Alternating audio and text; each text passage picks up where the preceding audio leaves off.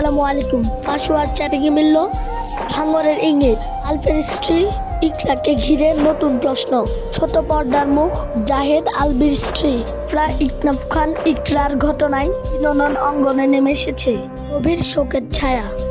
তো 28শে ফেব্রুয়ারি রাজধানীর মিরপুর ইওএইচএস এলাকার বাসা থেকে মৃত উদ্ধার পর থেকেই নানান প্রশ্ন ঘুরপাক খাচ্ছে সামাজিক মাধ্যমে। আর ঘটনার পরপরই সামনে আছে কিছু মেসেজ ও সোশ্যাল মিডিয়া পোস্ট, তা নতুন করে আলোচনার জন্ম দিয়েছে। তার ঘনিষ্ঠ বন্ধু নুসরাত জাহান শেয়ার করা দীর্ঘ মেসেঞ্জার চ্যাটে এসেছে দাম্পত্য জীবনের মানসিক অভিমান, না বলার কষ্টের ইঙ্গিত। আর মৃত্যুর কয়েক ঘন্টা আগের স্বামী স্ত্রীর সোশ্যাল মিডিয়া পোস্টে প্রকাশ্যে আসে সম্পর্কের টানাপোড়েন। একটি স্ট্যাটাসে আলভি লিখেন, ভুল করলে মাপ মেলে কিন্তু মুক্তি মেলে না।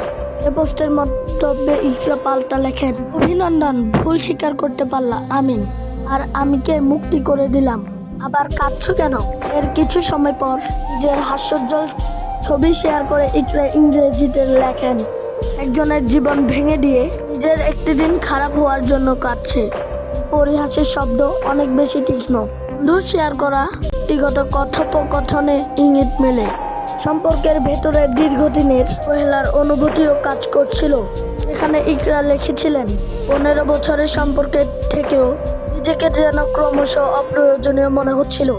তার ভবিষ্যতের কথা ভেবে তিনি পাশে থাকতে চাইলেও এই চাওয়াগুলো পূরণ হচ্ছে না বলে জানান।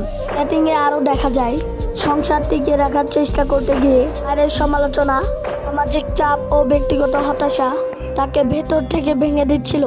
এমনকি সামাজিক মাধ্যমেও গর্ব প্রকাশ করলেও বাস্তবে মানুষ তখন তা নিয়ে প্রশ্ন তুলত, তার জন্য লজ্জা ও কষ্টের কারণ হয়ে দাঁড়াতো। 2010 সালে ভালোবেসে গর্ভাধা এই দম্পতির সংসারে একটি পুত্র সন্তান রয়েছে।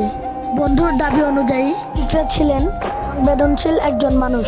তিনি দীর্ঘদিন ধরে মানসিক চাপে ভুগছিলেন। ঘটনার সময় আলভি নেপালে শুটিংয়ে ছিলেন বলে জানা গেছে। আর অনুপস্থিতিতেই মর্মান্তিক ঘটনা ঘটে। মৃত্যুর খবর প্রকাশ্যে আসার পর হবিগঞ্জের সহকর্মীরা শোক প্রকাশ করেছেন এবং সুষ্ঠু তদন্তের দাবি জানিয়েছেন। ইতোমধ্যে আইন শৃঙ্খলা রক্ষা বাহিনী বাসার সিসিটিভি ফুটেজ সহ অন্যান্য প্রাসঙ্গিক তথ্য সংগ্রহ করে শৃঙ্খলা বাহিনী তদন্ত শুরু করেছে। দেখা যাক তদন্তের রিপোর্ট কি আসে।